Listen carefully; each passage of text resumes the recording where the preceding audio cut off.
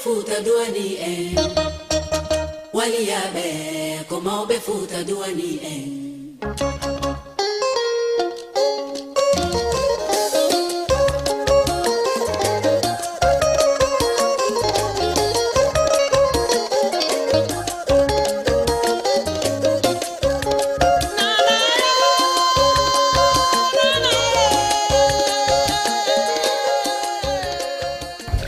Assalamu alaikum wa rahmatullahi ta'ala barakatuhu musidɓe amen julɓe men suivre o sayɗo ka Jama TV haray kono andirɗon non tun présentatrice je mon Mali o ɗo garande ɗo mercredi je ɗen fof wonno émission lo rendez-vous haray min arti hande kadi e toɓɓere wonde go haray min hiwrike fof min salmini fof ɗo ganda simi salmini ha paari no wodi musidɗam momi seedata wono ka sengo ñaman ɗon kankadi o hiwro fokkintide ganden hande ko honɗum ɓayɗo gandi nana sati kono laati Sofia.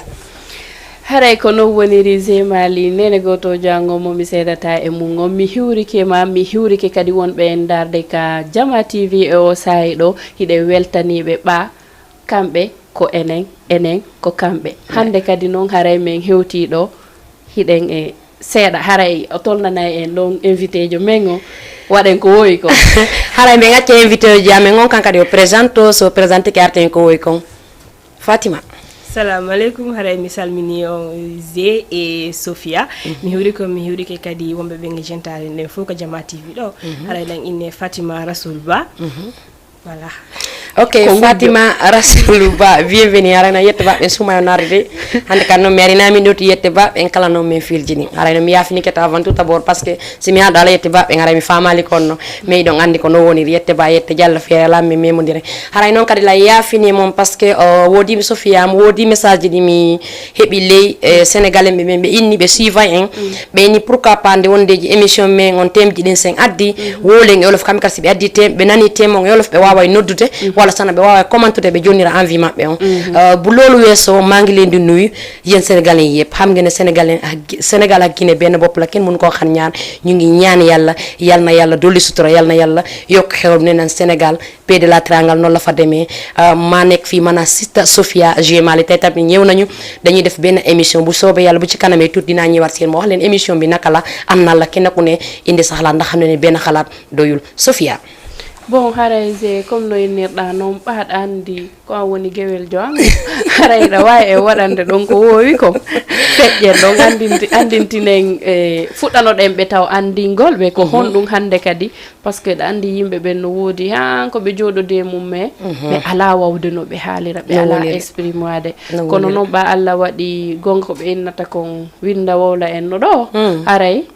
hiɗen ɗo fi kala faalaɗo confiyade meɗen hande kadi e wawata réglude probléme ji ɗin fof par ce que mo be e probléme muɗum mais no gasa si yewtama mo be wawa andude heɓa feere no ƴettitira problème mo woni e mum o kono woniri ɓayandi hakkille goto wona haqqil haray minen ari ɗo hande kadi juste no wowiri noon tun haray ɗon andi comme no Sofia wolirɗo ni wo ko winda wola ɗum ko kamɓe janggoɓe ɓayɗandi menen sa windiri wuro a masiri undugal mi wawatande kono firti kono ɓay Allah waɗi woɓɓe takka men ɗo ɓe wawi men famide piiji ɗin ko honno yarata wawen tintudude yewten haray hande ko honɗum woni ko addi men ɗo woodi sonnajo goto e moodi muɗum no ari e amen ɓe hollitimmi programme ɓe inni debbo goto jeune goɗɗo go no faalamo ɓeygu nde mo faalamo ɓeygu kanko jeune jo mo mari probléme on non ko honɗum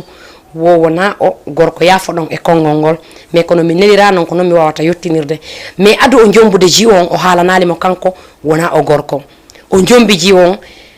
dewgal sunna e farilla nde jiwo on ari ka galle makko kanko gorko on o andi kanko gorko on wona o gorko mais gorko on e nder yewtere nden o wawi jiwo on e yewtere ɓe yewti ɓe fotti gorko o wi yo debbo on surruma ka lillahi wa rasuli hara o meeɗali andinde goɗɗo kanko wona o gorto wona hakkunde maɓɓe kamɓe ɗiɗo e Allah jiwo on ini probléme ala kanko o jaɓi mais e nder ko o jaɓi kon hande famille suka on no soñji mo ɓe innamo debbo mo jibinta ɓe wola ala ko ɓe wolta ɓe jombana miñiraama ɓe woɓɓe ina miñira e maɓɓe woɓɓe ina kottira maɓɓe joni ɓe ndemo ko jiwo on no liggi gorko on fiita gorko on jomuɓa e mo andi kanko o jibinta joni noon o noddimi min e Sophie e pet o inni kanko joni o ronkande solution on ko honno ko yo min arme wadne ɗum ɗo comme no yewtono no ñanden noddon yewten pehoden anden ko honno waɗirten Sophia. donc haray ko non woniri wonɓe men e darde ka Jama TV ɗo comme no nanirɗon noon hande kadi hiɗen e situation ha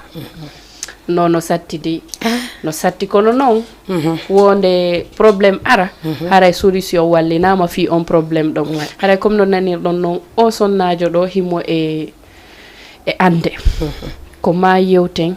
mo be adda miijo mum ngon adda kañum ko honno hiiri o situation ɗo par ce que toñede kadi no muusi de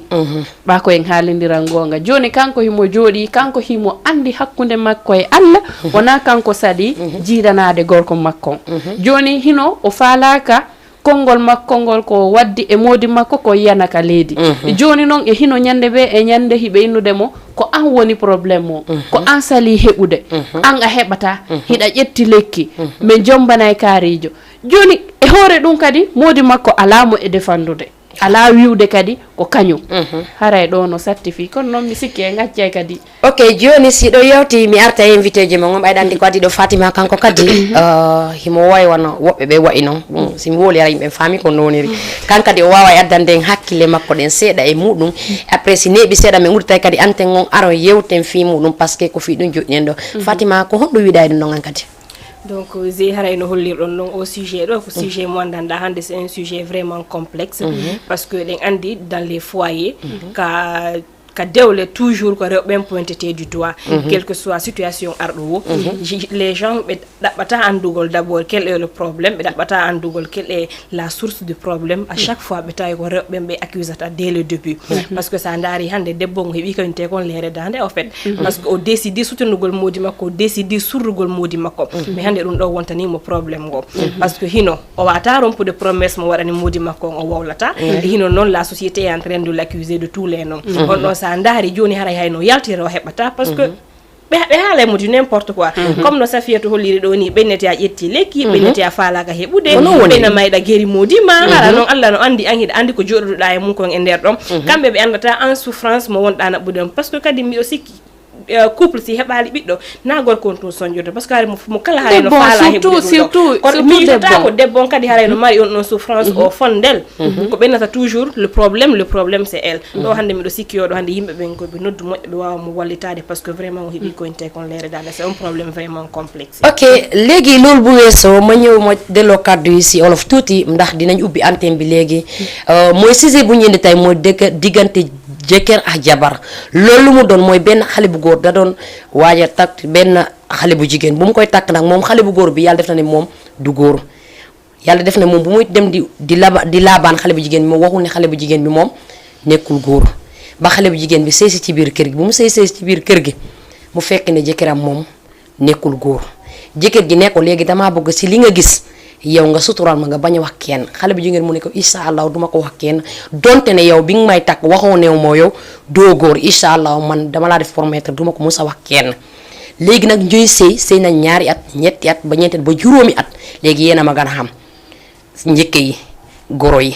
rakk yi mbokk yépp jóg kenn ku ne di wax kenn ku ne naan xale bu jigéen bi dafa jël garab xale bu jigéen dafa liggéey ku góor ki ñu ngi naan dañ koy takkal wujju te alors que xale bu jigéen bi moom fekk na dafa def promettre jëkkër ji bu soobee wala naa lii duma ko wax kenn ku dul mën a yow ak yàlla léegi nag dafa sonn dañ koo xatal ba mu xat moo tax mu yónni ñu nii ñëw ñu teg lii tey si table ngeen woote képp ku ci xam solution ngeen wax ñu parce que tamit noonu lay mën a xam ngeen ne benn xel do xel Sofia da waawi après kadi jonde ɓe numéro ji ɗin kaɓe watano deme yewten fi programme bon hara mi sikki ɗo zeeɓe région si tawi ɓe woni pré ɓe affiche ana en numéro ji ɗin ka ɗuma ɗon ka direct ɗon hara ɓe wawa hiide ɗon ɓe nodda en sina ɗum kadi ɓe nodda ka 206 209 ɓe waɗa plus 54 numéro orange on région watta e mo ɗon joni e kono no o situation fewdori ɗo ze mi sikki si a inni debbo on si inni joni ko welni kadi dewgal ɓana en fenu ko ɓiɗɗo par ce que si a ala ɓiɗɗo sa yiɓe soñjude mo ɗon ɓe wola ko ɓe woni wolde kon fof ko par ce que o heɓali taw kono noon ko honɗum haɗi mo heɓugol kamɓe ɓe posi question on ɓe andi par ce que jiidi no wawa wonde haraka ka gorko no wawa wonde haraka ka debbo wona no ɗum ɗo woniri ɗo ni kamɓe hiɓe toñude debbo pourtant ɓe anda debbo on kañum ko soñji kon ko honɗum wonde muɗum ka nder suudu pourquoi pas ɓe landaki ɓiɗɗo maɓɓe on kamɓe ma ɗum miññiraaɓe ma ɗum kotiraaɓe hade ɓe lando kotirawo maɓɓe on ko honɗum hade han joni ɓeygu makko jibinali si tawi probléme on koye makko woni e si tawi koye jum est ce que kadi ɓe yeehi ɓe waɗi traitement ji e ɗum ɗo nde o haalni en ɓe waɗi traitement ji ha tawi ɗum ɗo wata marsude mais joni kanko debbo on himo faala haalude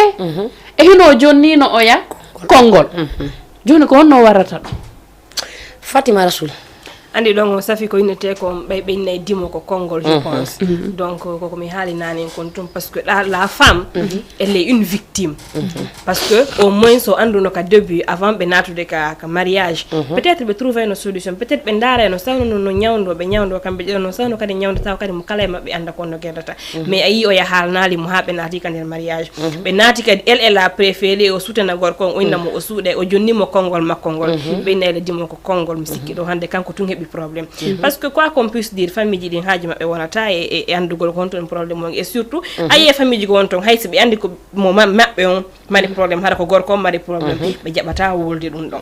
te pourtant ɗum noon noon no duwa ɓe surra kono ɓe jaɓata sa yiida 90% 95% ci ɓiɗɗo heɓaki e nder dewgal ɗo yo ande ko gorko on sa da wattaniɗa moƴƴi haray debbo on sonjike ha moƴƴi woɓɓe ɓen hayso ɓe reconnaître haray pijji buy tawa feƴƴi woɓɓe ɓen yahay ha seeɗa woɓɓe ɓen jombito e nokku goo si debbo on heeɓi si ɓe andoya noon wona debbo on ronkuno heɓude probléme mon koye gorko on woni ɗum ɗon fof ko andingol ma enen rewɓe à chaque fois kala ko ari tum haray ko enen ɓennata ko ene woni yeeso e ɓaawa probléme ji ɗin ɓe ɗaɓɓata andugol quelle est notre victimisation voilà mais joni noon sikkuɗa kadi c'est pas parce que himo fanki sikkuɗa na parce que kadi mo deƴƴi gonga ndimu konngol makko ngol e ndimu ngaku makko ngu c'est important mais si yehi ha tawi ɓe touchi dignité ma o il faut en kadi tu sors de ton zone de confort parce que ayni koko ɓe woni mo wolude ɗo kon fof si o haali ɗum ɗo hande haray haala kanka gasi sikkuɗa haray solution on wona yo haalanɓe o inna c'est vrai o ɗumannoto o haray o konngol makko ngol o liɓingol ka leydi kono fewndo kanko kadi modi makko himo duwa ni ɓa kanko o ƴettannomo aadi o sutenaye mo o haalanta e goto ni ko on gorko duwanomo defandude mais gorko on hay fo so ala wadde gorko on ala hay wolude ka famille innano terte ɓeygu a mana haaju mo au moins kanko kadi o defandirayno noon ɓeygu makko inna a c'est ma femme accidelange makko no imo wolude Sophie mais probléme on ko honɗum andi pour toujours dewle ɗen kala erreur waɗɗo ko debbo te alors que yarali noon himo wolude mais so woli ko honɗum joni ɓe addi ɓe woli ɓe inni debbo on no liggi gorko on ha takki gorko on susata debbo on haysi ɓe inni ɓe jombana frère maɓɓe ala jaɓa cela veut dire que ko debbo on liggimo et alors que yara noon par ce que debbo on kanko ko sutura ɓe haldi o winomo si Allah jaɓi si tawi woni mi mayali anday komi dimo en haldi yomi surrete haadana lanna donc noon hande yeehi ha gonga ɓe aka cappandaw taƴi tokkatako ko ɗum waɗi ha wenni en arɗo weede ndaren si tawi ko ɓura yewtede kon en daari tawi ko ɗum ɓuri marde importance kanko kadi no wowiri noon to ni mo jentimo darude mo suivre o daaray ɗon kono ɓeyi ko ɓayoñi haqqille goto wona haqqille o tampi ɗen andi mo tampi ko solution o darata yo wowlu o taw wowlu yo continue o taw continue joni ko enen e wonɓe nodde men ko ɓen ɗo wata en trouvande solution o ɗo kan comme no innete noon ko si gorko makko on jaɓu noon kono noon tu wawnomo wawa sauvude par ce que ɗo si o wowli c'est son honneur qui est en danger. Si o wawlali, c'est son honneur qui est en danger. C'est deux fois. Parce que woɓɓe gono ton mayde no ɓurani ɓe ittugol konngol maɓɓe ngol. ɓiɗɗo dimo ɗum ɗon no woodi faami woɓe gono toon si on haldi haysi ko mayde kono ko haldu ɗon kon ɓe waɗay no woodi ɓe yimɓe ɗon par ce que neɗɗo kala e principe ji mum ɗi nit ku nekk ak num mel neɗɗo kala mo yiiɗa no mari valeur ji mum no woodi noon tigi neyirano et surtout andi famille ji buyno toon ɓiɓɓe rewɓe no ɓe neyirte noon surtout so yara ko ange mawɓe wondi konngol dina l'islam ko ɗum ɓe neyirtama ɓennete sa haldidi e goɗɗo goɗɗum ko ya yew jusqu'à la fin ɗon ko minata tun debbo ngo si gorko makko on hara no suusuno ɗum par ce que goɗɗo si innama ɓengu ma hino geruma min ɗum ɗon haysi ko innugol oui elle a bien fait moi je suis d'accord avec ça parce que y a de ces hommes qui le font il y a des hommes qui acceptent ɓen na yimmi susta ɓengu am parce que kamɓe hara ɓe andi kamɓe ɓengu maɓɓe hara konno ɓe woniri parce que ɗo debbo sutenimo o wawlali ko ɓen olof jayinata kon nangol ni yama gën yama tane mais gënoma yama tane mais gënoma parce que wallila je te rends la pièce de ta monnaie kanko kadi mo dono mo soutenu gol hande kanko to wawno mo wallude parce que benne ko biddo welnata mariage mais c'est pas la base de l'amour en fait bien vrai ko yimbe be jokkata ko woni haaji mabbe il faut tumbe haalande problème de couple jimbe c'est be jokkino ya hawron ki fiyo jombu o jabali jombude be ala no droit inugol bengu makko no gerimo ma dum do e dum do hande ko kambe dido kambe dido wa yaltude problème ma kambe dido wa yaltude nder problème non mais do andi problème on do c'est complexe c'est complexe résion si c'est bon fiel affiche na men numéro jidin non merci haray téléspectateur ba wonbe men ndade ka Jama TV do hido way me windande si tay on hebali fere noddugo men do way me windande réaction mo ngon kono hirdon solution fi au problème do ka direct do ka page Facebook amen do ma do noddo men ka 206 209 wadon plus 54 dandi do hayzi tawi ko adimo dimu nga ko mangu yalti wo si yaltali wo si tawi be tout ça les dignité ma parce que c'est la dignité de la femme qu'ils sont en train de réunir en fait parce que imaginez quand elle sait ce qu'elle sait himo andi ko himo andi kanko e modi makko ko be waddi ko et puis elle a subi une trahison modi makko halanali mo hari wana o gorko ado jombude mo elle s'est engagée sur ça o arti on dit moi je suis impuissant on dit moi y a pas de problème elle pouvait sur le champ quitter mo wano yaltude do mariage o yaltali parce qu'elle voulait du moins elle voulait ça y est une décision soit tu subis soit tu agis elle a décidé de subir parce que quand on décide jabangol o yay hore impuissance elle savait que conséquences din don jide faut kadi ara maintenant ces conséquences là sont là et elle en a assez ça peut amener à des dépressions ça peut amener à des maladies psychologiques regarde chaque jour nyande be e nyande be noddude mo be namo gauche à droite a hebata combien de fois ça perturbe ça conduit à la dépression maintenant imaginez non santé mentale makko donc quand il faut qu'elle continue à subir parce que elle aime le gars o continue à dundon fille tout surugol gorko alors que l'homme à sa place on donc no mo surude pourquoi pas quand kadi o défendre mo inamo non c'est moi qui n'ai pas prêt d'abord pour avoir un enfant ou bien madum be immo be yaha loin de la famille vous ne trouvez pas chaque jour comme no nirda ni ko debbo on a victimisé de fi hondum debbo on joni à ce moment là quand ko tigiri o inani hore makko mi ronki j'en ai assez et là ni so inni o yalta kono be halata bene ko bayo hebali parce que ko baybe woli et parce que l'homme a de l'argent joni hara mbudi makko di lanni ma c'est parce qu'il est tombé malade hara be andano cet homme là avant même d'épouser sa femme il était impuissant il était malade joni no fi hondum hadi be yotida e gorko pourquoi ne pas mettre la femme dans des bonnes conditions yotamo anda c'est quoi hara be pointali mo tundi doa andi dum don c'est pas quelque chose ni ngeen ko déggé de non la tay dañuy waxtaan de kan digënté jeker ak jabar né nañ xalé bu goor bi dafa yom de dum démé non xam ngeen de mom lool mom machallah yal nañ yalla mussal ci lu mel nonu mais nak dañ nan ko goor ki da ko trahir parce que avant muy tak ndaw ci waxu ko won né mom dafa yom xalé bu jigi mu démé ba dugg ci sey bi lako doga xam en plus ko goor ki nekk sutural ma mom mu sutural ko famille bi légui jog nañu ñu ngi dal ci xarlu bu jigen ñu nan da nga liggéey suñu mag bi yow do jur dom ñukoy wax yo xamantene wax yu bizarre yow do wax yo xamantene kenn mënu ko supporter tay nak dafa sonn motax mu yoni ñu fi dañoo bëgg yeen ñep kenn ku ne bo numéro baangi affiché fofu ngeen woté ñu sottante xalaat motax dafa fekk ne kérok def nañ fi ben débat am ñuma wo am ñuma bindal ne lé bo leen défé débat dé leen ko wax ci olof ñun tam buñu xamé dina dugg di waxtaan ci motax tay ñu def ko thème bi def na amna pulaar amna olof amna français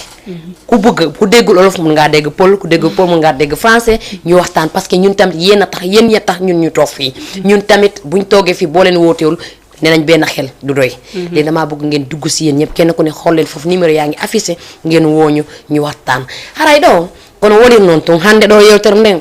do de no metti fi parce que min ko yimi ko jakini mes programme fi hondum si dewgal wadi problème be mi jeta ko dabbitugol ka gorko kambe ka debbo to be dabbitirta Fatima bon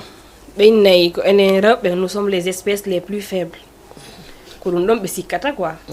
Parce que andi tum be base de trop fellitu. Non ko sikke non parce que goddo mi sikki a felliti et puis wo hara ko andanda hore ma c'est exactement la chose qui existe. Be no felliti no wi ko dum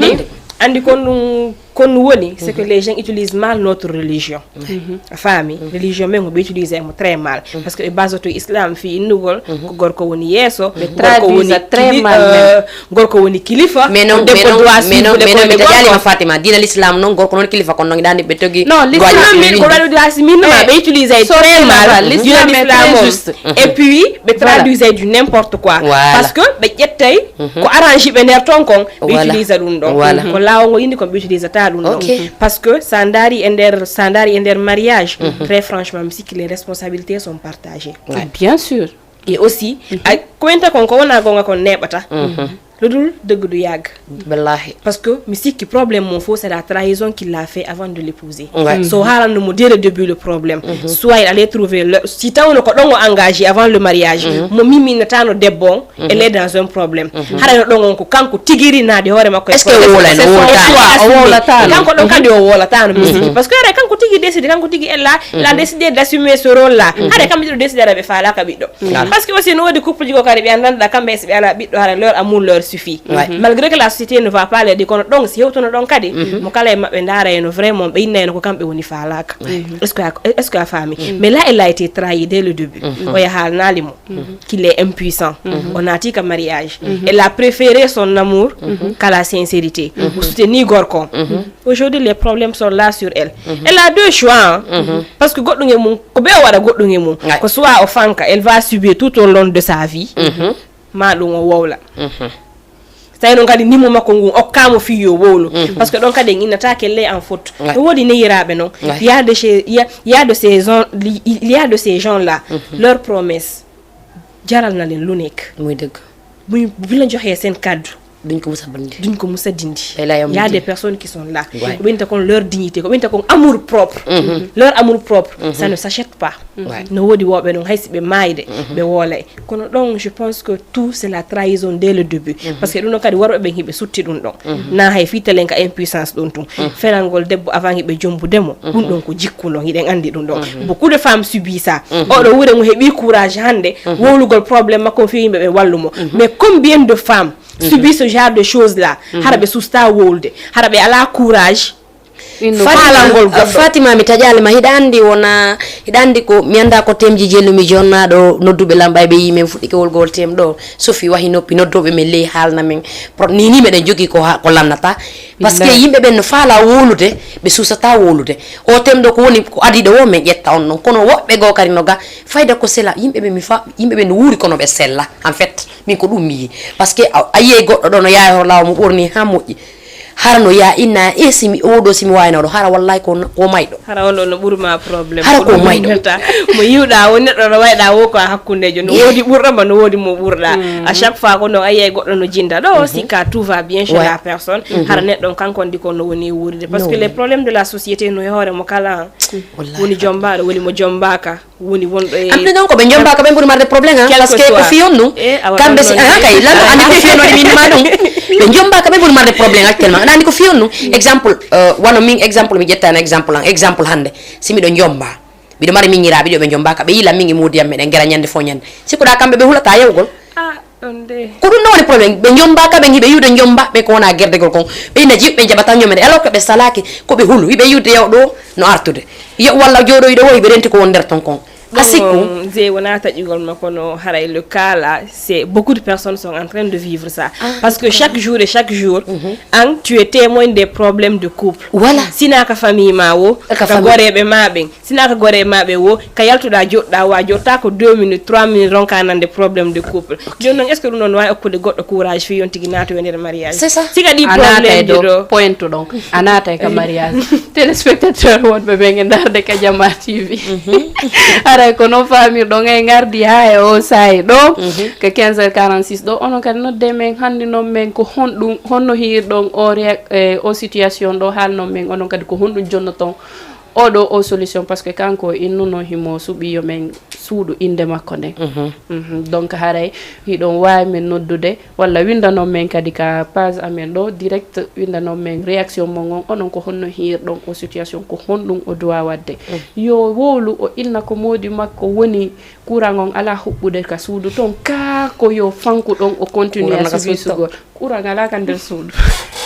daga sa ko prise ji ɗin woni moƴƴa rumantinnaki donc tu vois donc o yaafoto ɗon andi kadi fiya heɓu solution ko ma divertis ha hakkille maɗen seeɗa ma jala seeɗa anda ko honno ƴettitirta solution e probléme mum ɗo andi fowno toon simin ari kadi yeeso mon ɗo mi wii ni min jalali haray mi onon kadi hulay men donc il faut que min jala hay si tawi ko min wolde kon ko sérieux goy mais no landi kamin joɗiɗo no landi ko yeeso amin ngo wawto yiwde onon kadi ko addata on e amen ko min jaliral fi toon sikko ko sama kala ko sobe min woni mais ko saay be eno fewdori noon eno woniri noon haray naate yewten fi mum walla soit windanon men ka page Facebook amen menen kadi onon kadi ko honno yirɗo on programme on parce que ɓaynami fendan on kanko debbo mo mari probléme sérieux probléme en plus ko hikkitiɗon noon kadi kanko debbo kadi o ala nene actuellement o ala baba c'est ça genre o ala défendowo mo kadi voilà andi c'est deux problèmes mais non ko yata ka dewgal o wi hari nene makko e bam makko no wuuri fur et à mesure no ɓe yarata no nene makko e bam makko ma jonno ko nene makko e bam makko maayi ɗo probléme ji ɗin fuɗɗi sakade e hinole kanko o jonnirino konngol gurdam makko ɓen kanko dal ko konngol makko ngol woni ko tampinimo fewno ɗo je ɗum ande andintinani en ɓe ɗum o sujet on temmen o ok haray temmen on ɗo hande wonɓe men suivde men ko debbo goto e gorko goto jombinirno e nder ko ɓe jombidirta ko gorko o yewno ƴamoyo jiwo ndemo ƴamatamo kanko gorko himande jaka wona o gorko ko yata ƴamugol jiwo on o haalanalimo wona o gorko ha jiwon o tiggi mo addi mo ka galle maɓɓe nde o addi jiwon ka galle maɓɓe jiwon tawi wona o gorko e nder yewtere ko ɓe yewtata kon suka on tori god jiwo on fi Allah yo surrumo taw meeɗo haalande ɗum tagaɗo yo wonu hakkude maɓɓe kamɓe ɗiɗo e Allah jiwo on jaabimo so tawi woni mi mayali isa Allah ko halduɗen ɗo kon yo Allah ko mayde nden firtintanmi mi firtata joni noon e nder ko ɓe yahata kon hiɗen andi fi yimɓe ɓen ɓe wowlay famille gorkon fo immi ke wigol jiwon o jibinta yiwon no liggi miñiraɓe woɓɓe na miñiraɓe woɓɓe na kotiraɓe ñande wo ñande ko haala ɓe sabotamo joni hayo defi ñiri woɓɓe maɓɓe inname ñamata ñiri mo jibinta a jaɓali ko tan cela veut dire que joni haalaji ɗin fof mo nande o tampi ko ɗum waɗi ha o inni hande si min ari ɗo émission ɗo fi Allah yomin wallirmo min adda ka yimɓe ɓen kañum kadi naata addanamo solution par ce que ñande ngo yino meɗe waɗi émission o nani heewi o wi ko nani ɗum kon taki ha kanka de wawi hande heɓude fit arde wolana men ko woni e makko kon Fatima haray hi mayin ɗo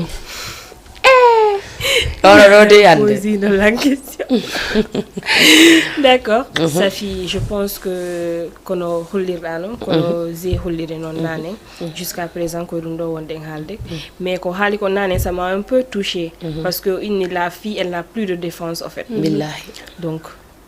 je me dis qu'elle est livrée à elle-même non mais même si elle avait une défense ça n'allait aboutir à rien. Moi je me dis que ça allait aboutir à quelque chose. Parce qu'elle n'a pas de défense. Parce qu'elle n'a pas de défense. Là tu peux le dire. Mais imaginez Anditi, il y en a plein. Wombe do hiden andi be nen mu wuri be babe mu wuri mais a wala tumbe na maus. Kwa hotu kwa subino madum kwa inni rejeti responsabilité mungo. Donc yanna dun do hiden andi genre ko hunde de andande hore men déjà pour désolé du terme mais communauté ethnie mengo no andira hibe andira ils ne vont jamais nous défendre nos parents mais ils ne sont pas généraux je ne suis pas d'accord avec toi ils ne sont pas généraux je suis d'accord mais la majorité mais je ne peux pas généraliser la chose parce que moi je connais donc s'explique bismillah ok allô wa alaikum salam men hiwrtike ma Asi oui ça va bon bayna émission di woɓɓe ɓen fof no heɓitade on c'est juste un sujet mo no intéresse si wonno hayɓe wona e dow kalɓe no wuurde ko ɓuri wonde pirɗum o voilà on debbo ɗo probléme makko mi nani sofino wona yo ala mere no ala baba joni fiyoto ɓerno ko dewgal makko hande hay si tawi o kewtata moodi makko woni kono hara hino mari yonto nene par exemple arɗo ɗum haramo teddini ko pammi to hara andi ko nene makko jottoko kono o explique na ɓen on si tawi o wawata fewtude moodi makko par ce que enen ko ɓuri kon fulɓe goo no ton hiɓɓe hersey no tonnon ɓe annanda hoorema ɓe ala ndinanama joni fiyoto fewde kadi dewgal makko ngal ala kadi ko yaha si kadi to fonde surtout non ɗon ɗum no woni trop facile par ce que ko kanko déjà woni tampinde hoore makko yimmi ɗumme par ce que hande sa woni sawi a ala nene a ala baaba tawa gorko ma o kadi timma gorko a ala heɓde kadi ɓiɗɗo par ce que si a nani kadi dewgal ko ƴiyal ngal ɗum ko ɓiɓɓe ɓen par ce que hay sa ndaari ɓe wona e dewgal ɗon satti han satti ayi woɓɓe ɓen siɓe ɗi probléme ɓe ɓe fiima ɓe yara hande on probléme makko ɗo no yahe ha puusamo o naata hay yiwgol waɗa di n'importe quoi ça c'est vrai donc ɗo min komi yiɗo yo lebdu soit yono mari tew ya ille ko ɗon yono mari o ala famille on hara mo mari tew tawta tan mon kadi ko famille makko soit ko kanko andi siko famille len makko on ko famille baari makko kono noon tawi kadi moduma mo wawata danki gooti on o ala hande kadi ko hersade si tawi ha mi wawi noddude on ɗon ɓe yewta ina jiguen ko ni welori ma o halni famille makko ko galle par ce que déjà on probléme no hani no dowamo ɓuytango si laaɓi si yehi ha ɓurtirimo doole o yewo waɗa ko ɓuri ɗum hay yam ɓeydanamo probléme d'accord c'est non ko mi wi kon kono si o mari ɗum ɗon tawata lakin wondeji wari hoore no expliqué men no ɗo marɓe probléme si woɓɓe wawata haalugol ɓe wawi noddugol sofinaɓe nodde ɓen ha ko ɗo probléme mi mari donc kamɓe so ɓe woni ko tole ok woɓɓe pouvoir ɓe wowla ma kanko tigi si tawi wondema imo o wawata expliquan goɗɗo min yo noddu o explique probléme makko par ce que hande ko ɓuri koyde reeni probléme ji goo ko réseau sociaux wona réglede wallahi kono ɗa andi ɗo aasi kanko ko inni andi ɓamodi makko jombimo o andi kanko ni joni himo préféri marugol ko surra modi makko e di yo haala modi makko joni noon ko kanko woni soñjade on place ɗo ɗum nasi min nane ko kanko déjà woni tampude par ce que konko surri modi makko ɗo andi ko worɓe ɓurɓe ɓe ko jugulaɓe par ce que worɓe ɓe sa surriɓe ko an soñdeto conséquence ji ɗi fof kan ƴettata ɗi par ce que hande mo wawi surrude no on ɗo yaha jonde goɗɗo go billahi e naada on ɗon on ara tantina on mo tawi no minnanimo ɗon joni noon e yille wo naali wonata ko yo o yaltata o ala ko doga e yille kadi ɓeydi probléme ga ok joni asi an siko an solution on an ko honno yiruɗa kanko yo waɗu kanko debbo min siko min wawi on probléme ɗon wallahi na joɗɗinde mawɓe sukaɓe ɗum walla par ce que ko min ɗone leptude jiiɗinde mi talaki wallahi ina yiɗi heɓugo ɓiɗɗo par ce que ɓiɗɗo hay si tawi wona e dewgal hino weli la naftarama e dewgal sunnay farilla ka joni noddu mawɓe makko ɓen waala o itta soñjama o itta ɗon ko hoore par ce que ala ko doga ko ɗon ɓuri yurmude yo haalu ko ɗum minni merci beaucoup nani en tout cas merci à vous merci beaucoup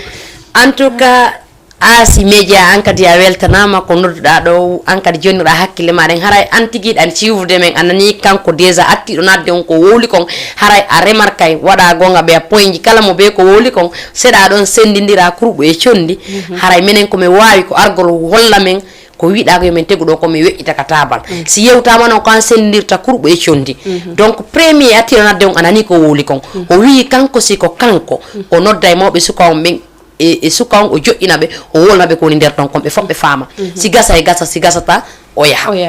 donc haray ɗon kadi sen feƴƴi ɗon wona no Asi woliri noon joni Siradio Saby kadi no windani en ka Facebook ga aussi la femme décide de rester dans ce foyer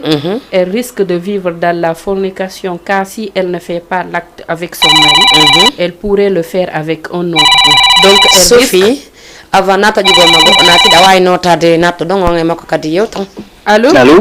oui Oui, on jarama. Jarama nala ton. Jantu hiɗon e jam. Alhamdulillah. Aw ko homɓe ko honto wonɗon men e noddude. La secte au studio. La secte. Voilà. La secte, bienvenue. Allez, à vous l'antenne. À vous l'antenne.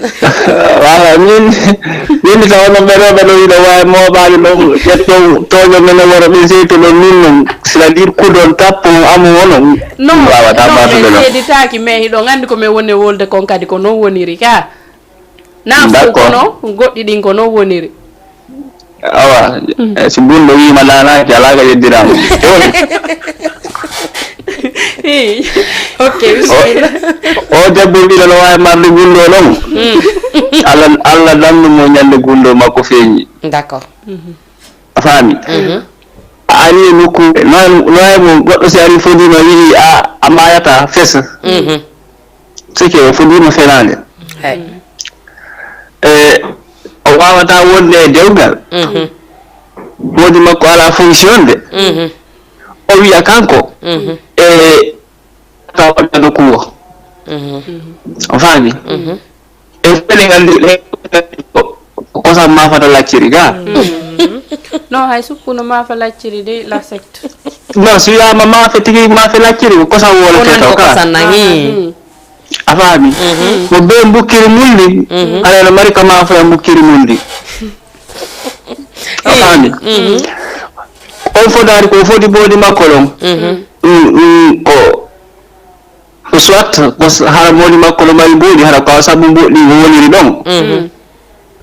kono wigol on gundo ɗon wona e hoore ɗum ɗon wala nene wala baba ɗum wana argument noon haysmo mamno duubul nene ma duubul baba ɗum wana argument noon. D'accord. On faami ko décision makko wonanno kanko tun andi ko honɗum wonani ko honɗum wonani sina ɗum wawi divorce de haabide jomma mo ɗum wara on jarama. Wassalam. Merci la secte. Le message est passé. Vraiment awa yafoto men de on nani ko wi ko woyano divorce haɓe jomma mo men ɓano dandi ko a woni bandira o non ko min ɗon là je suis d'accord min valise o mi naɓay si tawi tun o waɗi prête o waɗi divorce Hamidou no ɗo mi yahay komi woni bandirawo Hamidou valise o donc a validi ka divorce ɗon kadi non ko wimi ko si tawi kanko tigi hoore makko o ƴetti décision o waɗa divorce haray min on koto an no dari miɗo takko ɗon andi si ɓe naɓima ka justice a yahay ɗa wawi ɗaɓɓando e moodi o divorce o jonnuma probléme réglanemo probléme en tout cas merci hari siradio no arno arɗa ka kanko tigiri secte on ko kanko merci à la secte ok non hari la wiide ko windi kon kadi mi andi ko o inni wo joni wo si o woni tun ka dewgal ɗon kanko debbo on so woni e ngal dewgal ɗon o yalte ka yaasi o ɗaɓɓa goɗɗo goomo wawata yiidude e mum huɓɓinana mon courant ji ɗin donc ɗo ça dépend ɗo e ɗum non mais attends il y a les réalités aussi hein mais Sophie pardon mi halnama goɗɗum no woodi rewɓe ɓe anndanɗa hoore ma ka yiɗa moƴƴi ɗo bonɗo no woodi te ɗum non je suis entièrement d'accord nane si min nanimo elle ne peut pas généraliser la chose je ne peux pas généraliser je ne serai jamais d'accord avec ça moi je ne suis pas d'accord avec toi non parce que y a nos parents peul c'est vrai enen mo e men ben si ɓe okkitiriɓe nokkugo ɓe nayna ya artu mais il faut aussi reconnaître que ya il no woodi mo e men go kadi ɓe andanɗa ɓiɗɗo maɓɓe on seewi probléme ko kono c'est peu ces filles là y a des personnes woodi ɓe andanɗa ɓe rana hoore maɓɓe décision ngoy kamɓe naɓeraɓe koɓe tournirawo ko ɗon kamɓe ɓe yarata ene ɓe neyira noon waɗi ene ɓe neyira noon ko ɗon waɗi no woodi ɓe andanɗa ce sont des filles à maman sont des filles à papa ko andanɗa ko ka ley koɗe nen maɓɓe ka koɗe ɓe maɓɓe ko ɗum ɗon tumɓe andi par ce que aduna ne ali ɓe en fait ce que ils n'ont pas traversé grand chose qui leur permet de prendre eux-mêmes les décisions qu'il faut dans leur vie no woodi ɓe andanɗa décision mo ƴettata mo ƴettata ils consultent leurs parents ils sont sous l'emprise de leurs parents c'est pas une emprise c'est une emprise c'est pas une emprise il y a une éducation positive non no woodi woɓe gonɗon no ɓe neyirma ɗon hara nanani ɓe c'est dans un sens positif tout ne peut pas être négatif sous l'emprise des parents ɗawa nanande mo e ma ɓen hara ko ɓe wima wo ko ɗum hara koko moƴƴantama y a de ces choses aussi kamɓe kadi hara ɓe andi ko faalaɗa kon par ce que no woodi ɗon kadi ɓe anndanɗa c'est pas parce que enen c'est vrai koyen fulɓe nos parents ils ne cherchent pas à savoir enen kon ɗum faala ɗen kamɓe koko ɓe tournita en koko ɓe faala kon ko ɗum parce que sa yiɗi no woodi ɓe anda hoore ma ha joni ɓe anda hoore ma ɓiɗɗo ɓe ɓe landata ko ma siɗa yiɗi kaarijo komi hokkete kaarijo hokkete kaarijo voilà donc vous revenez à la même chose. Cette situation d'avant là a beaucoup changé parce que ça a à 20 ans, 22 ans, 25 ans, tu n'es pas marié, tu fais ce que tu veux. C'est parce que la situation commence à changer et qu'on se dise la vérité. Avant, moi même comme no mais on peut pas accepter. Mais il y a de ces jeunes qui sont là, ils ne sont pas mariés jusqu'à ça. C'est quoi? Même si ses parents étaient là en vie, elle n'allait pas avoir de défense. Elle aurait pu avoir des défenses. Elle n'allait pas avoir de défense.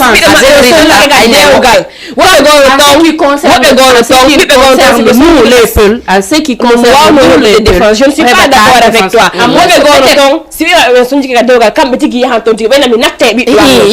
Ça existe. Mais c'est 3%. Mais il ne faut pas généraliser ça en considération. Les 1% là, même si c'est 1%, ça compte. Non, les 1% là, ça compte. Parce que maintenant, la seule solution, c'est à 99%, c'est moi qui 1%. Reconnaître les 1% de sa bonté. Je n'en disconviens pas, mais ce qui reste clair, ce qui est sûr, elle n'aurait pas de défense. Elle aurait pu avoir une défense. Tu ne peux pas juger des parents. Maintenant, attends, écoute. Non, moi, je les juge pas. J'ai dit, dans la majeure partie de nous, Peuls, nos parents, ils ne nous défendent pas. Cette fille, elle aurait pu être cette fille. Maintenant, parce que là, tu deviens optimiste, parce que ses parents ne sont pas en vie. Non, mais moi, si ses parents étaient... Écoute, si ses parents étaient en vie, est-ce que ces parents-là, c'est elle qui avait choisi le mari, non? Elle était partante. Maintenant, quand elle vient expliquer ça à ses parents, qu'est-ce que ses parents vont lui répondre? Point d'interrogation. Qu'est-ce que les parents ne savent pas. Raison pour laquelle je dis elle n'aurait pas de défense. Ok, maintenant on sort ça. Et Yalti donc, Yalti quand même mako ebabe mako. Elle aurait pu avoir de défense, non? Fi kalanen mako ebabe mako wura entre guillemets. Mais il y a ces parents là, il y a ces parents paternels, bappa mako e kaw mako e nodo. Pourquoi ces parents là ne sont pas là? Pourquoi ils ne sont pas là? Konene baba wa mako. Goddo go wawantama dum ko wobbe go kadi kanene wobbe go wawa ma do nene ma e babe ma wantama c'est pas général. Voilà, je suis entièrement d'accord. C'est pas général. Le problème doit accepter cela. Le problème c'est qui est là. Le fait qu'elle subit, le fait que mo de konko musiro. Moi c'est pas une excuse. Mais c'est pas aussi une raison pour dire hey c'est non, pas de défense. On a été témoin de beaucoup de cas des filles qui souffrent dans leur mariage. C'est leur maman qui vient parce que comme ni atamo ko arra yetta mo ko wona ni ko jike ci dungal wadi ha mi jonnuma mi jonnata do ko da sonja turka hay si ko 1% wodi c'est un positif no wodi no wodi ko no uda j'ai pas dit que Allah ko no wodi ko no uda mais joni non o wawata ƴettude prétexte que non c'est pas un prétexte mawbe makko ben wura ko dum wadi so hebali c'est pas un prétexte non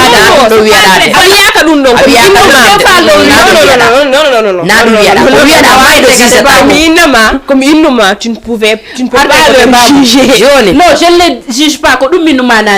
je ne les juge pas, mais genre nafi mawbe makko be mi falaka yawon angle do nafi mawbe makko be wura watta tawata ko dum don woni prétexte o ala défense no wodi wurube elle peut se défendre elle parce que c'est elle qui avait fait le choix. Mais ça je peux dire que ça peut contribuer. Je vais te donner un exemple. Il y a de ces gens ils vont suivre quelque chose qu'ils sont en train de faire qui leur soutiennent dans ça, qui est leur idole dans ça. On donne que soit la personne arrête de les soutenir wala net donc alla ititam do o yaha il sait qu'il se paralyse dans ça. Parce que on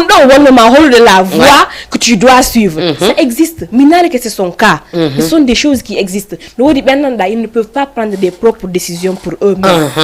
Ils ont toujours été protégés. Il y a de ces gens qui ont toujours été protégés. Parce que moi, j'ai eu ce cas-là quand je suis venue ici. Har mère a inscrit en école. À l'abbé, c'est mon père qui m'inscrit, c'est lui qui fait tout, c'est lui qui paye il paye toute l'année. Quand je suis venue, j'ai été livrée à moi-même. Je dois m'inscrire, je dois tout faire pour moi-même. Je me suis sentie un peu seule. Il y a de ces gens qui sont comme ça. Quand tu ne vois pas la personne qui était toujours là pour toi, tu te sens un peu seule. Tu te déroutes de ta route. Ça, tu perds la voie à suivre. C'est pas une raison. Elle peut prendre ses responsabilités elle-même. prendre ses propres décisions. Mais on a mon calme qu'on se dise la vérité. Elle est en train de souffrir, cette femme-là. Ouais, ça y est, on nous dit, nous wodi ko andi be ni wo kamili da fese no wodi ko andanda hoore ma kadi be pullu futa inni ko tippudo ka tiidi do nyata ko tiddi Vraiment. donc ça yi o wowli mi dandi o wowlali o fonko woni der ton ko mais ça yi o nyumiti seeda ko si tawi woni yewtama do wawande kono hiden andi se ayi ito do arenta nene yayi ito do arenta baba arenta hay nokku hande a biddo debbo hiden andi enen pullu futa na wawden e dewgal non sikaru non kadi wonata itugol mazi to gasa tawe haram moyna ton so iwi do kadi konto yata o ala soutien voilà est-ce que tu vois dum no fon way peso de ka wore makko kanko na don ko modi makko mardi problème be ayes be nati ay mariage be yintirte dum no benna ma bayno sawi kamen do ala hay ka hoti voilà c'est ça maintenant joni Est-ce non que tu vois? kanko si o ƴettani hoore makko décision ji makko ɗi elle devient forte dans la tête ça va la gêner ça va pas la gêner mais est-ce qu'elle a quelqu'un qui peut lui montrer d'être mais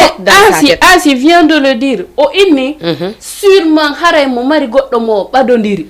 no wawi taw hara mo marno on ala hande Sophie no wawi hara himo marno hande on ala joni enen hiɗen ɗo awa ko ɗum waɗi ɗon ha onuli elle s'est confiée voilà ko ɗum ɗon confié meɗen c'est parce que o ronki elle en a marre. Tu penses que peut-être si mon marno neddo mo andanda har on no takko makko matin midi soir mo wata halande di fo hewtano do hewtatano o wolnayna mo ko wada sa yande wari o noddima o noddi ko wada hande susi makko hewti hawtay ko ma o hewtira do e modo ma o hewtira do e mere c'est parce que elle en a vraiment marre. Voilà mo fala ƴettude décision kono anda sur quel angle se décider.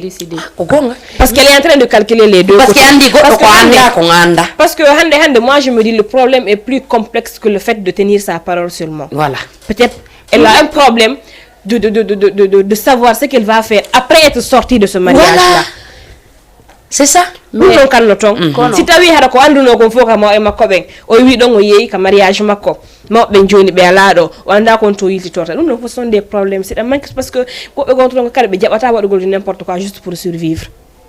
Non o wata wadde est-ce que tu comprends o wata wadde du n'importe quoi parce que peut-être elle est déjà issue d'une famille ko famille moƴƴo iwi elle est issue d'une famille noble donc o wawata yaltude waɗa du n'importe quoi mais elle peut se décider ɗandi quelle que soit souffrance mo wonɗa e mum on harayɗa andi nder ton au plus fond de toi ce que tu veux au plus fond de toi harayɗa musagoy mais que tu n'as pas le courage d'agir. Tu n'as pas le courage d'agir et c'est ce qui est là. Mais Sophie, elle n'a pas le courage d'agir, elle n'a pas le courage de parler, elle n'a pas le courage de partir. Voilà, courage et puis elle se dit si mi woli genre ben non ko jara mengo si mi halani mo joni si mi halani mawbe makko be ɓennay ko parce que haray joni ko fewdo ɗo nawnar nden hewde ɗum fomiɗo jooɗi di e muɗum et en plus kadi yafoɗa mais woɓɓe no ton innaymo si a woli sa yalti ngal dewgal an e dewgal abadan ɗum fof no wawi wonde ton ɓe wawi non c'est pas une raison pour ne pas sortir de ce mariage makko dewgal ko Allah hokkata voilà maintenant woni non ɓiɗɗo ko Allah hokkata mais dewgal kadi ko Allah hokkata parce que y a de ces gens qui sont là ils vivent tout seuls kamɓe tun andi kono ne feƴinede aduna mabɓe wona dewgal peut-être les parents ne sont plus là peut-être que les autres parents ne soutiennent pas parce que mais ɓen no ɓe wowi mais ko ala gowo ala ɗiɗi no woniri. Est-ce que tu comprends? Donc tout c'est le pouvoir de décider. Décision au wonio ala. Courage, décision au wonio ala. Parce que moi je définis toujours la décision comme une dure épreuve de croyance. Parce que c'est une très dure épreuve de décider quelque chose. Parce qu'à décider goɗɗum kadi fuɗɗoɗa satta tun yiltitoɗa. Parce que mo wawi décider ɗo hande haalugol. O yaha han fuɗɗo haalde. O fi'a si o haali si o yalti holno kadi kono woniri o décida kadi o nutta kadi haala kan ɗuuɗa kadi o ene joni kadi o wawlay mi wawlata elle est dans ça anno ɓe ni wo mi haalno jaɓaka ɗum no ɓuuri simi anduno mi haalay mi haaluno jaɓaka no ɓuuri simi anduno mi haalay donc ɗo ko yimɓe ɓe yewtimo konko non woniri kanko e hoore makko ko kanko tun wawi kanko ko wawi andude koko wolani en kon kono kanko ɓuuri en andude ko honɗum woni nder ton joni o yehi o ndaara o fonsa o ndaarana hoore makko ɓatke ɓeni ndaaranema ko mayɗo ɓurɗo ndaarana e hoore mum ko gonga noon lan andi sa yi o ari wooliɗo peut-être miɗo andi no sattanimo moƴƴa non mais hoore ko sattanimo ko ñande no o émission men mo waɗɗen ɗo o inni kanko nder yewtere ɗo yewta kanko o yi hoore makko e nder yewtere nde ko ɗum waɗi hande kan kadi o tawi yo wowlo e woɓɓe goo kadi no ga Fatima no Fatima ngurdan dan no satti no metti fi piji di no metti no wodi di wobbe hanay ma Fatima wallahi a jodo to mi joda est ce que dum no wodi est ce que dum ko gonga mo kala no wondi e ko yoni don kono min ma non problème de la société ça touche tout le monde fop en tout cas mo kala problème de la société no e hoore mum woni o dewgal woni wona dewgal parce que exemple ande émission o te ko mo jonen do parce que société on accité be seeda fial la société elle nous emprisonne en fait voilà, elle nous enchaîne il nous exige des lois qui ne sont vraiment valables en rien mais aussi andanda an awata yedude parce que tu te retrouves seul face à tout le monde a famille andi un combat quand c'est pas un combat commun c'est très difficile ko dum no hande o do haramo marno wallo mo haysi ko goto ettano mo décision si ko mi mere to mi sokkita ma ner to mi yaltina ma et puis on s'en va a wolta goddu watta mais je t'amène donc an do ni a résumé des décisions a résumé décisions mais so fi kala to non mais je veux juste comprendre an do ni a résumé non je me mets à la place d'une personne qui pouvait être un soutien mais moi si j'avais un adage qui dit ne compte sur personne benna en bon polar si nyama wango hebi yanano ngo hebu awande goddo no desidanama de goddo no desidanama wow décidant de horema c'est quelque chose qui est très important la prise de décision c'est très difficile no satti jettugol décision il faut oser hein il faut oser. Il y a beaucoup de choses qui amènent les femmes dans ça parce que aussi donc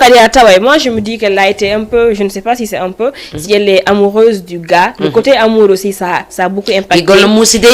kono mo yida walla yida ka wanda tado min non ko yido be marbe berde be mi woni halan je vois min ko yido be marbe berde be ko mi wolde mo yida ni walla o yida ka wanda gi ko ta yotirde non halam meden do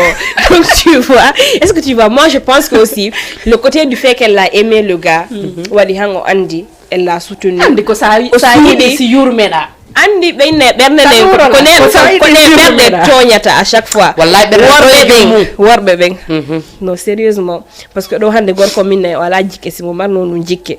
o do soutenir mo soudani mo une chose très importante parce que si ko rewbe go ari min do si mi sey to min yurni ke ko ngal gota na tagala ko ma wala ta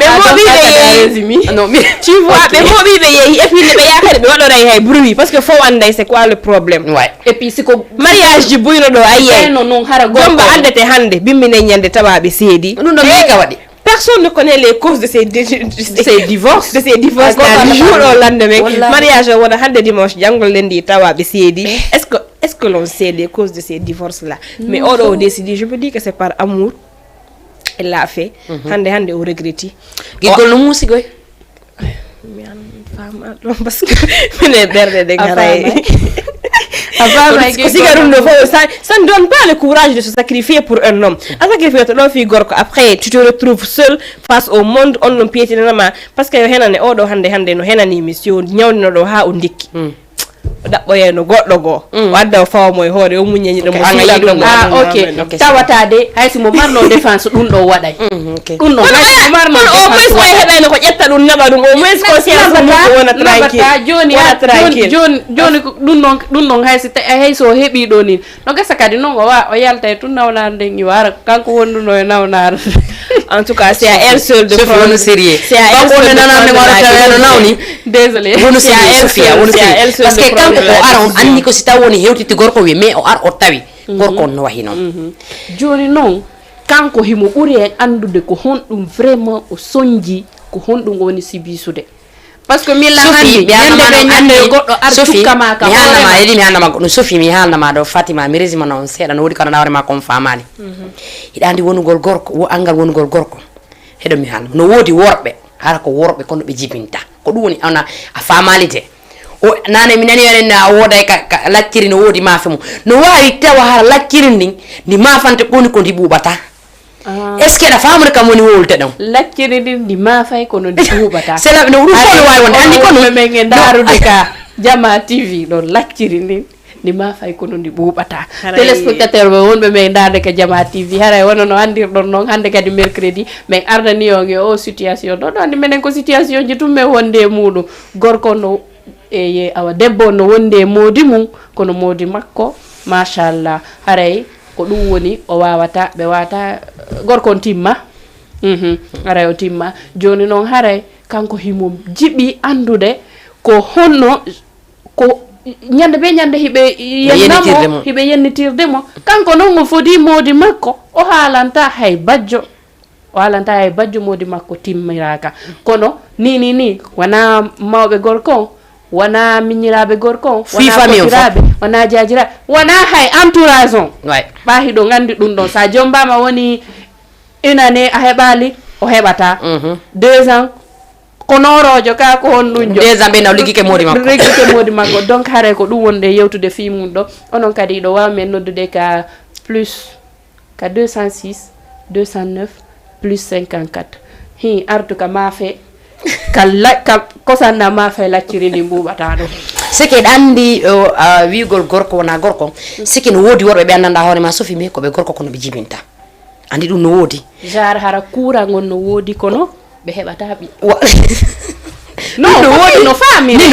woodi worɓe ɓe anndanɗa hoore ma sofi koɓe worɓe mais probléme on ɓe jibinta a faami no woodi kadi worɓe ɓe anndanɗa hoore ma wona ɓe gorko mais haray ɓe wawi jibinde ɗum no wawi wonde ɗum fopp no woodi mais pour ya faamu ɗum il faut que yaha hôpital mais no woodi noon kadi ɓe anndanɗa hoore ma kamɓe haray ɓe andi kamɓe hoore maɓɓe hiɓe andi ko noon ɓe wayi désolé mais les hommes de wayi no woodi par ce que tagaɗo no wawɗa oɗa andi hoore ma tagaɗo kala no wawɗa tagaɗo fof no andi hoore mum wawan jeyɗo hoore ma o ɓuuru ɗum ɗon no woodi ka worɓe no woodi worɓe ɓe anndanɗa hoore ma yafoɗon mi de mi wolinanami no woodi worɓe anndanɗa hoore ma koɓe gorko kono ɓe wata jibinde no woodi worɓe anndanɗa hoore ma naɓe gorko kono ɓe jibinayi ha wacci hakke mi noto bisimilla allo a wi lacciri ndi yette baji on o yeeyi taw haray naate de yewten par ce que yewtere nden no wondi importance Sophie c'est que sa yi neɗɗo o aani goɗɗo ɓe inni wo kaka miiƴi ka sikkuɗa gonɗima ɗin fitete hokko ɗo wonna toon allo assalamu aleykum inde yettode Mamadou Diallo bisimilla moɗon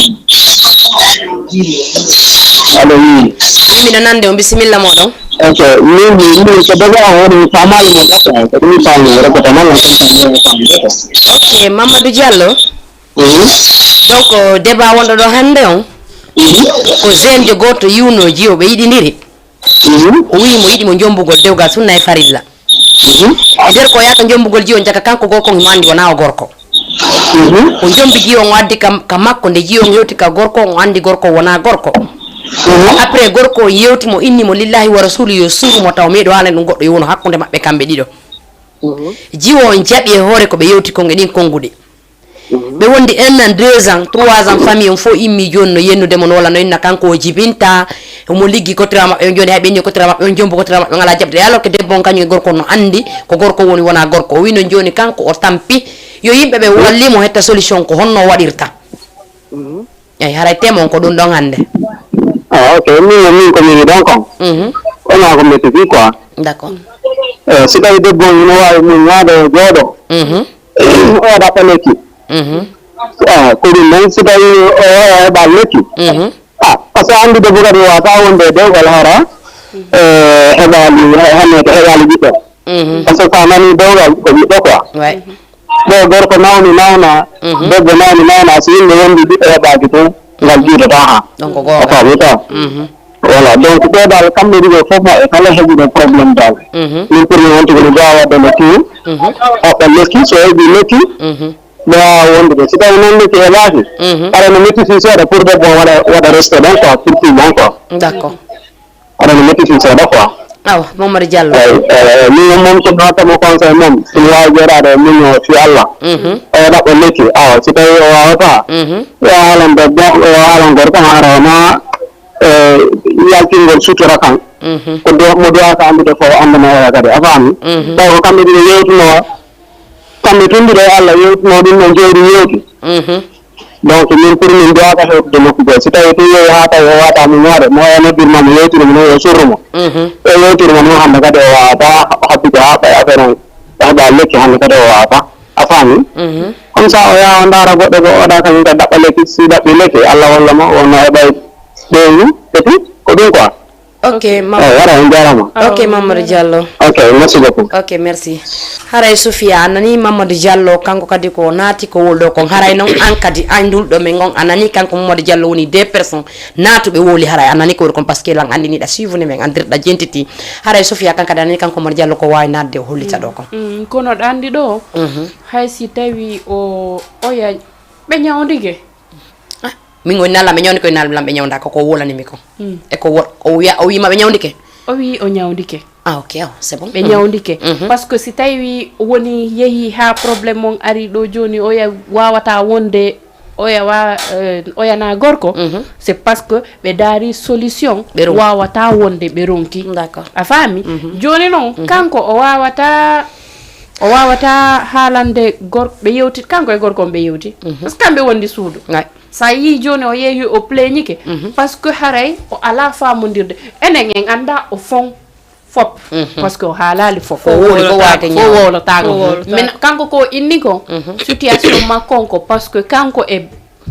modi makko na gorko e joni noon famille modi makko on fop no wiwdemo ko kanko woni probléme on ko kanko woni ala heɓude joni ɓe ndemo liggike ko hay koto maɓɓe liggike gorko on fiwata o jombu e alors que oya noon no andi kañum kon noon haɗimo heɓu kon Andi do, il y a la manque de la responsabilité chez l'homme. Si l'homme, au début de la discussion, c'est ce que j'ai dit. Il n'a pas été responsable, il n'a pas été reconnaissant. Est-ce que tu vois, il n'a pas été ni responsable ni reconnaissant. Parce que l'homme doit avoir des responsabilités du macon. Non, non, le problème on a quand il fait parce que n'a quand on est subi sous des cas. N'a quand on a pointé du doigt. N'a quand on a halé de n'importe quoi. Parce que quoi qu'on puisse dire, nous on est haraï mon ande hay se me défendre de moi défendre de fla. Parce que les hommes quoi qu'il en soit, andi godi goda wayata wadere ko cugugete wonda wadde mais voilà ce genre de truc quoi. Moi je me dis que il n'est pas du tout responsable. Donc c'est pas la première fois qu'on voit ça. Il y a des hommes franchement, les femmes sont beaucoup plus responsables que mais il y a des femmes qui sont beaucoup plus responsables que les hommes. Wallahi non ko est-ce que tu vois parce donc que il n'est ni responsable ni reconnaissant sinadum oyaka surruno mo don parce que suturaji gontozi goddo wadanima tu dois être reconnaissant envers la personne à vie. Imaginez si le problème là c'était la femme. Si le problème c'était la femme faut andino o hotayno so hay so hotali kadi o ya jombanayno mo fawana mo hoore don o nanayno kadi nyande wori nyande buri ko woni nande ko donc la solution personne ne peut franchement personne ne peut l'aider, elle seule peut s'aider. La décision la revient à elle seule. Elle a un problème de décider mais c'est vraiment c'est à elle seule de décider. Il me à trouver des pistes de solution, à trouver un chemin pour lequel suivre. Mais c'est à elle seule de prendre la décision parce que hande goddo entama wadu dum do wada hara tu vas avec demi-mesure godum pium sa andi engageant aya ya ngattoya. Elle avait décidé de rester par amour par hondumba parce que halna limpiji din fo e wata famude mais si tawi o sonjike ha o sonjike il y a la manque de responsabilité chez l'homme. C'est pas l'homme qui subit mais qu'il prend ses responsabilités. En tout cas joni anani ko yewta do kon onon wombe men suivre ka say do Jama TV haray fainting do way nadde no do me yewten walla commenton ka page Facebook amen me waaway jabade on donc nde yewtere do de hande kono nani do ni haray kala ko nan do ga ko metti wona men de haray ko men nela be no won nela do ko be haray ko non do mon buri mi hatti wadon donc haray ko men arti do non kadi na fi borne na manko golo respect ko juste fiye yewtu parce que adno be ni hay ko warore wadi ko yewtere sakkitorte donc kala ko yuda kardano elf njaay neena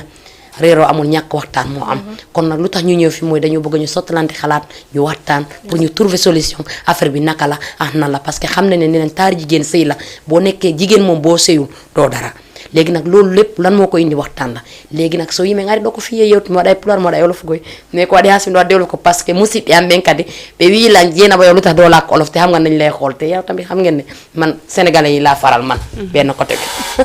Sofia ɓenen kadi haray ko noon wonɓe men e darde ka Jama TV ɗo hono no andirɗon noon mercredi je ɗen fof o taw yejjutude mercredi je ɗen fof ko niitum e ɓuri ni ñande be e piyum kesum haray noon ko comme no Zé inniri noon min anda min ɓuri fou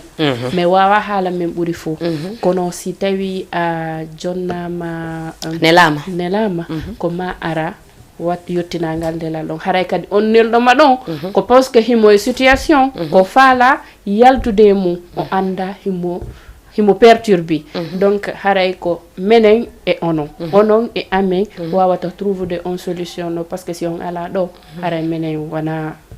comme no andirɗon noon ko ono wawi men joɗɗinde ɗo ko sabu mo waɗi si meɗen jooɗi ɗo kala ko nanɗon tawɗon no metti on yafaneme kala ko nanɗon tawɗon ɗum ɗo no wawi on arrange on haray merci ko sabu mo ok Fatima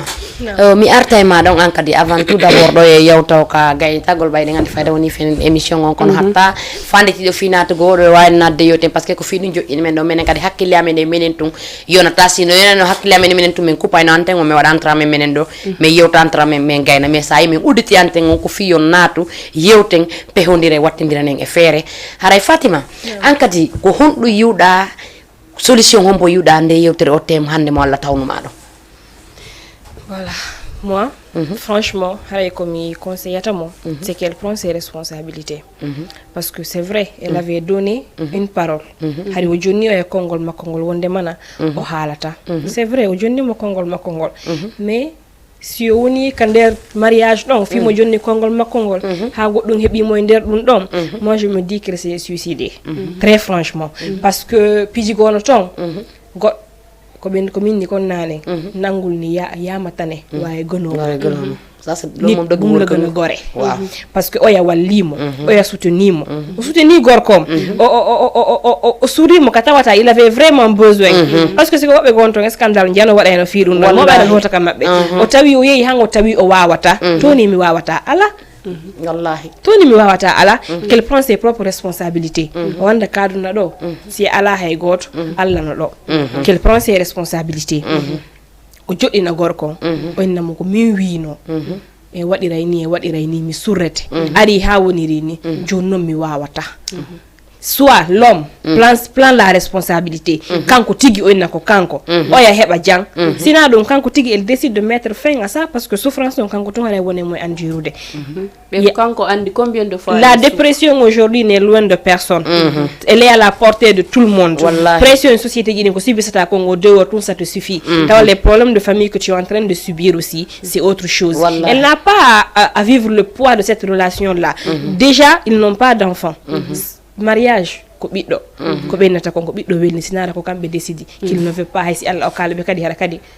sans leur faire rien kono hande o wata joɗagol ka mariage ɗon o wuura ɗan gurdan ɗon on lui pointe du doigt di n'importe quoi gorko on fus ala ka wolede puisque ɓe sikka e probléme mo wona e makko woni yiɓe haalnamo ɗon du n'importe quoi o jooɗo ɗon kadi o inna kanko muññan toon no fimo jonni on ɗon konngol on ɗon alamo défendude konngol hongol si o wartike ɗum haɗa ko kanko waɗi hen moi je me dis qu'elle prend ses responsabilités gorko on inna ko kañum woni probléme mon o défendam o yalta e ɗin emprise de la société ji ko woni ɗon ou bien elle prend ses clics et ses claques très franchement o waynoɓe waynodira ka jang e salam fewno ka hoore yanali ɗo o darano gueɗe mo kala e maɓɓe de commence aduna mum on peut être que les portes vont s'ouvrir Fatima ada wayntade mi taƴanima ko honɗum marɗa ko conseil ko watta conseil rewɓe jombaɓe nini actuellement wonɓe ka dewgal ɓen ada wayntade par ce que ɗum ɗo fof ko fi dewgal bon haray ko minnata rewɓe ka nder dewle maɓɓe c'est de savoir être franchement parce que hande na wonugol trop féministe mais rewɓe si on décide on peut hande ko debbo wawata ala est ce que tu comprends ko gonga ko gorko wonta kilifa ma gorko wallata ma si ɓe jaɓi kamɓe duwa wallude ɓay noon ɓe jaɓata woɓɓe maɓɓe jaɓata ils ne sont pas reconnaissants ils ne sont pas responsables ce qui est sûr fii gorko wota waɗu an tu brises certains principe que tu as. Wota fi gorko wadu ha goddo warto. Moi je ne conseille pas ça. Wota gigol wadu ha goddo warto. Ayidali woni ko duwade. Sika donc hewtana yewtigi. Donc tu vois, wota gigol wadu ha goddo warto. Une vie de couple c'est à deux, c'est partagé, c'est 50-50. Mo kala ƴetta responsabilité ji di wondiron no fotiri. Si tawi no yata qu'une femme n'ait pas peur de prendre ses responsabilités. Wota debbo hulu ƴettangol hoore mo responsabilité, wura gunna mun dan sikka si ala takko gorko, elle ne peut arriver à rien faire. C'est ça le malheur. Avoir confiance en soi. On est avec Dieu. On dit ce que femme veut, Dieu le veut. Dieu la tora da Allah, stawi dai hore ko labi andanda hore ma, tu pries, tu demandes Dieu. Si gorko walli ma alhamdulillah. Si gorko wallale ma kadi tu te débrouilles par toi-même, tu es dans un mariage. Quand ça va, tu fais de ton mieux pour que ça aille aussi. Il n'a qu'au premier problème tout yo debbo ƴettu bagage ji mun ni kadi inna kadi yahay. Non, c'est pas comme ça. La vie de couple c'est pas facile. Il faut essayer à chaque fois, Si tawi non yahotako haray ko dum do wonto. Okay. Yon haray an ko dum do woni ko wayntortoda do. Haray ko dum wayntorto haray rebbe yen holo hore men ande tout ce qu'on peut faire. Si on le décide, on peut le faire. On n'a qu'à vraiment savoir ande valeur men le potentiel d'une femme dépasse de large les potentiels des hommes. Parce que il y a beaucoup de choses andanda ce sont les femmes qui vont en avant kala ka debbo woni wobe ne yahay ko ne woni anda valeur men. On a des potentiels vraiment illimités. Allah limital neddo. Ça ni Allah inni Dieu crée l'homme en son image parce qu'il nous a pas limité. Quand il limite ta hore men enen debbo à chaque fois on pense qu'on est inférieur pour que doit wadande fou. On doit arrêter ce qu'ils ont mis dans nos têtes. Ce qu'ils ont mis dans nos têtes, c'est le moment que chacun écoute la voix intérieure qui est au plus profond de toi. Parce que ne faut no wawla en cas tu as une voix de l'âme. Ton âme te parle. Écoute la voix qui est à l'intérieur de toi qui peut te dire que tu peux faire ça, que tu es capable de faire ça. Commence, essaye, à chaque fois, tombe mais relève-toi. Tu es une femme, tu peux le faire. Avoir une décision et avoir le pouvoir de continuer ta décision. Fatima vraiment mingi ora Fatima okkilando courage parce que wadde ari battirango vidi ko non sardira wonti do 100%. Fatima vraiment merci ankadi ko wawden hawde do plateau ko mi weltani ke mako fotana seeda en tout cas ankadi ko adda do ko wodi ko nanda hoore ma piji hewdi a yaltini do a holliri rewbe nga inni yo rewbe wakkilo donc ko Fatima woli kon ko no woniri so olof njaynena ñaar ser moy tak tubé ñaar ser moy tak. Ok kon nak bu yebo nañu gorlu tamit comme Fatima num ko waxe vraiment merci ma ngi lay ñaanal yalla ya xam li nga bëgg andoti lo nek yalla la yalla sutura yalla na yalla dolel. Ok Sofia ankari kon marda ko wiado ko wiya hon ko wiya ko waytada e bay dandi nela sa nela ma gayni ko on marda ankari ko wiado so toy ko me nyama aray hol be mege darde ka Jama TV do mi weltanike on wono be mi hawti plateau be mi weltanike maze mali ne no gotoro andu fandata setta ko to me jeri mi weltanike ma anka di Fatima bada andi onne nete ko jabuda kadi argol participa kadi ka émission jabuda invitation ko gonga ko zewi ko wolda do ko andi goto timma mais en beydondiri mi hebi seeda e ma a hebi seeda e an o kadi hebi an kadi a hebi e buy kadi wonno be ndarde mi tanjini haray be hebi comme no meniri non nane si tay be hi ko mettibe haray yo be yafano en ardal do fiyo metto hay e goto inshallah haray kadi ko minata o mo arduno den do e mon situation makko franchement min mi halino toujours ka sayon fewndi do hore an taw mi subi no men ngandi non goddo ngandi dum do a fami donc a yehi ha a surrimo antigire ayi mo wonda surude on ala ma surude am kono habida gigongol kanko wolli ma gigol kanko mollude ma gigol joni si tay andi hi au fond de toi no Fatima en eze halir no mo be ko halanta ma do kon ko men hali do kon fo noddube ben ko noddi hali kon fo an au fond de toi ka der bernde ma hida andi ko hondum miijida hida andi ko hondum falada hida andi ko hondum wonda sibisude ka der foyer ma hida andi halaji ko be won ma halde kon fo menen men nanu men nyali ko an halani men donc anda andi buri men andude ko hondu wonda wurde joni anani halaji din ko men haldo kon fo min non si ko min no demo minamo en arduno ha fewndo ɗo joni noon ɓatayi fop no yennude la inna ko min haray ko ɗo nde mi wawata jogitade konngol ko mi haalanno mako hakkunde men en ɗiɗo ɓa ko hakkunde men en ɗiɗo wanno antuma noon mi habboɗa réaction makko so innima ok hiɗo wawi seedude e jaam yaha hatta on to ma a asimoye ko ɓe on ma e haalde kon ɗon on ko haala goo mais on tuma habbo genre ko par rapport e réaction makko ko haalantama kon ɗon ko ɗum ɗon ƴettoyta décision ma o haray min ko ɗum mi mari komi innama haray kadi noon ko ya ɓurtu wakkilade il faut être forte pour vivre dans une société telle que la nôtre merci beaucoup haray ko noon kadi mi hiwroto mi weltano kadi région mi weltano kadi wonnoɓe darde ɓen ka page men Facebook fop mi weltanike nodduɓe ɓen fop e falnoɓe noddude ɓen fop ɓe noddale mi wi kadi coucou à tous mes amis de la baie je vous adore de ɓen yo ka yeteɗo weeli yo ka arteɗo ɓuuri donc haray juste kono nanɗon Sister Sophia e kanko Fatima hande ko kamɓe wonno ko Fatima wonno invité jo men on ɗo kono hiɗon andi chaque mercredi ko G e Sophie to mi jeeri wonantan ko plateau ɗo wolen ko nula mi yettina nele ɗe men nelaɗen haray kanko Fatima vraiment a weltanama ko fotawana seeɗa Sophia an kadi mi weltanike makko fotawana seeɗa par ce que ɓenni o jungo woto kellata sa yi miɗo jooɗi ɗo miɗo wolude no gasawno ka woni bras droit on sa alano ɗo mi watano kelde donc ko meneni ɗo hawtodiri woni nene goto baba goto ala noon ko haɓata ɓay hay ñiire ɗengal no haɓa donc kono alhamdoulillahi rabbil alamina haray on nani yewtere ko yewta ɗo kon an juste an nelɗo men on mi waɗi ko mi wawi kon ko honɗum mi wawi ko ya nulme mi gara mi weƴƴita mi waɗa ɗo ka table ɗo a nani ko yewta kon kono ɓe inni tagaɗo no wodi ka tolnotoɗa daranemo ko mayɗo wuɗo darana e hoore mum minen ko minen wawi andude ko woni ko wolanɗa men kon mais ko woni nder ton kon kan andi ko honɗum woni nder ton ko honɗum no wawata waɗude ko wakkiloɗa seɗa sendira hande no gasa wonno goɗɗo kala ka waɗi 2 ans 3 ans 4 ans 5 ans en relation de mariage hara heeɓi hakkille goɗɗe goo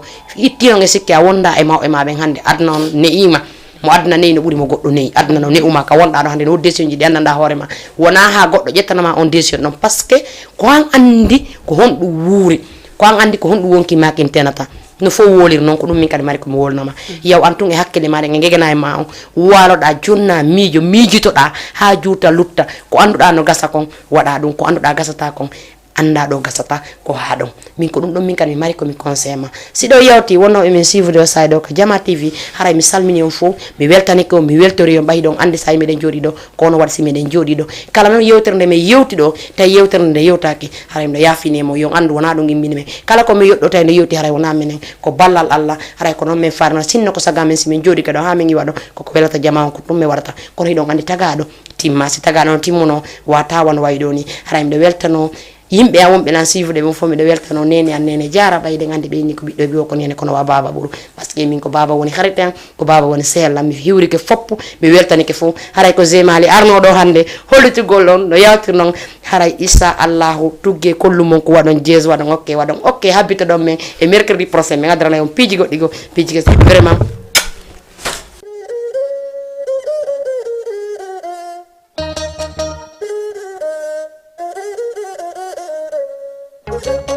waliyaɓe mawɓe Fuuta duwani en waliyaɓe ko mawɓe